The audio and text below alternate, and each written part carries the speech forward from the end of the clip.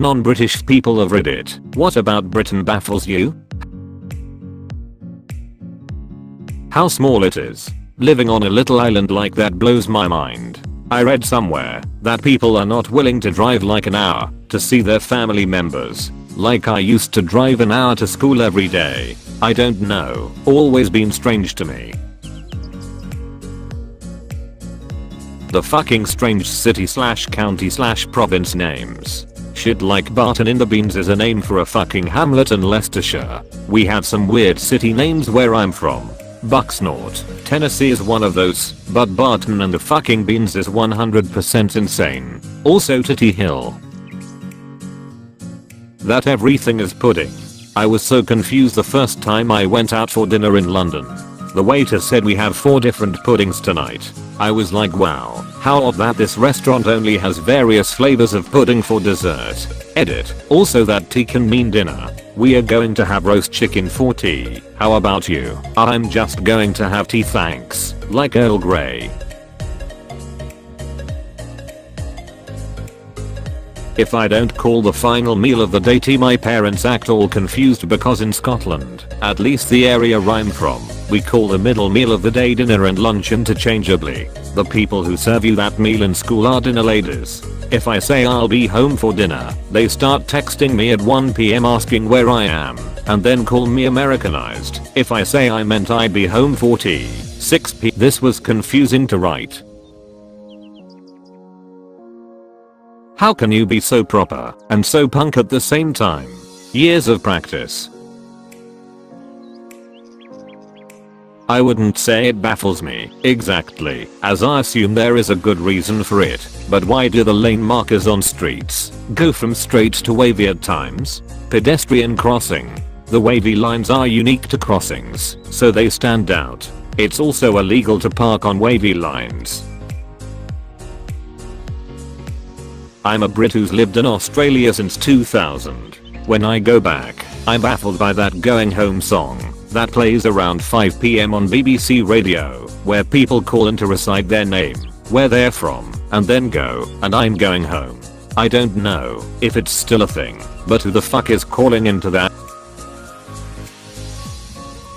Racing motorcycles at 200 miles per hour on a road that is 8 feet wide, with a stone wall a few inches past that. You guys are nuts. People are more polite when they dislike you. Ah, I see that is something us southerners kept from our former overlords. How such a small nation with very limited resources and such a small military is able to hold a large stake of geopolitics and global economy. They had a good navy when navies really mattered. The question, you alright, is not actually them asking if you are okay. Nope, just means hello. I'm French and have been living in London for a year. What struck me the most was how friendly pubs were. If I go out in a bar on my own in Paris, I will talk to no one and no one will talk to me. In London, it takes roughly 30 seconds to find some mates to chat with. I love that. Edit. Spelling. Cheers for the help, guys. Wanker. I get that it's essentially an insult, but it's such a weird word. I giggle when I read it. That Piers Morgan is still on television. That baffles many Brits too. I don't understand why Americans see Brits as classy but everyone else sees Brits as trash. I couldn't find the right word. Americans probably think of the stereotypical upper middle class Brit from the 19th century. Europe probably thinks of the drunk naked football hooligans that invade the Balearic Islands every summer.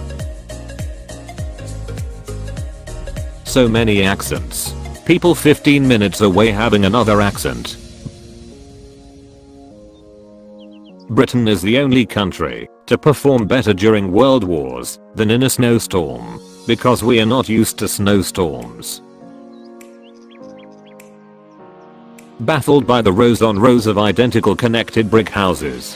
What are those called? Are they like suburbs? What are they like to live in? What era do they date from? They were originally built for factory workers in the Victorian era. They are like the suburbs with less space. They are tiny but sturdy and easy to heat. Update on the heat thing. Lived in a tiny brick terrace in Manchester with radiators and small rooms for 16 years, and now I live in a 2,400 square feet wooden house in the US. And it's much harder and more expensive to heat.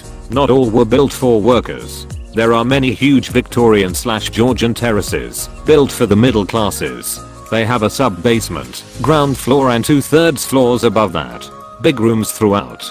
Sadly, most these days have been converted into flats.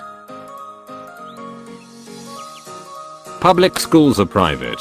People largely fail to adequately provide any type of etymology when answering this question, or most of the questions in this thread, really, so I hope this helps. Public schools in the UK are public in much the way that a grocery store, pub, or restaurant is public. Members of the public are able to attend, provided they can pay for the goods and services provided, whereas in the USA, they are public, as in funded by the public at large. Schools which are funded by taxpayers/the government/the state are state schools.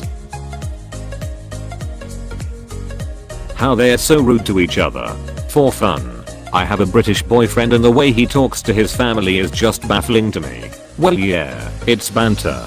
If I can't brutally insult a mate and be roasted back, do we really like each other?